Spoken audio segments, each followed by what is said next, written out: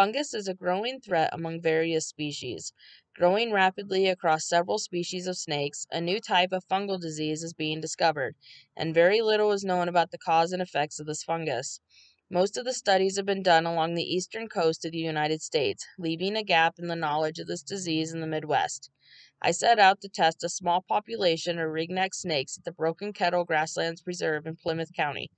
My research will be one of the first to determine if the fungus disease has spread this far west, as well as determining the population size and health at Broken Kettle. My experiment includes a population survey as well as sterile swabbing of scales to send in for testing for snake fungal disease. Our findings revealed an estimated population size of 414 to 528 individuals, with a grand total of 121 captured snakes. Of these, we swabbed 29% because they had visible lesions.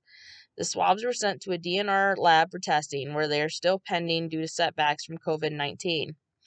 Adult ringneck snakes average around 27 centimeters in length, are easily distinguished by their bright orange bellies, and spend most of their time under rocks and most soil. They are mostly active from April until October, with breeding in the spring. They lay a clutch of 1 to 18 eggs, which hatch in June or July. Neonates take 2 to 3 years to sexually mature. The ringneck snake is considered a secure species in Iowa.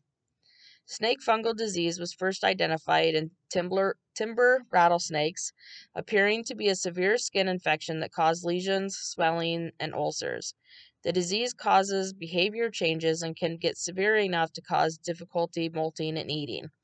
To date, very little research has been done in Iowa to determine if the fungus is here or if there's been any impact on the local snake populations. The disease has been reported in neighboring states, such as Missouri and Minnesota.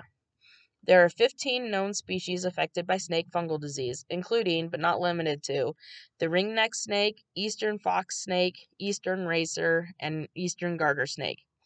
We went out in small groups, overturning rocks and a few cover boards put out by our team on our first trip, catching any snakes we saw regardless of species. Each snake was processed on the field at a convenient location where they were measured and scanned for microchip. If one was not present, we would place a microchip under the skin and scan the number. This allowed us to identify any recaptures for the population survey. Neonates were just measured and released, as they were too small to microchip. Any snakes that appeared to have any lesions or crusty scales were swabbed for testing. The snakes were returned to where they were captured.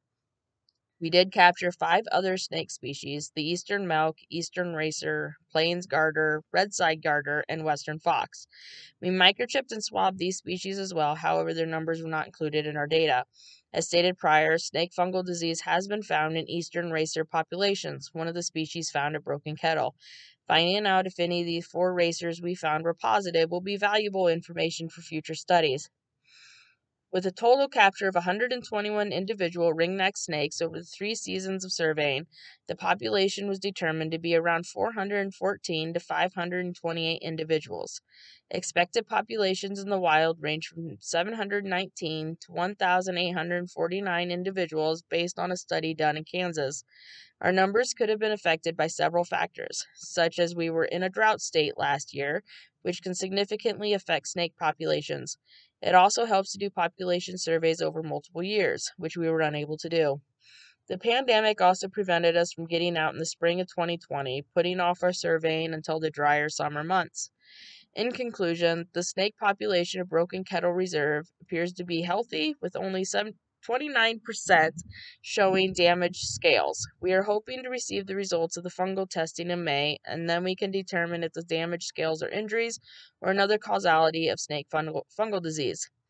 Research is being done to find ways to combat this disease, but like any fungal disease, it is difficult to manage in the environment.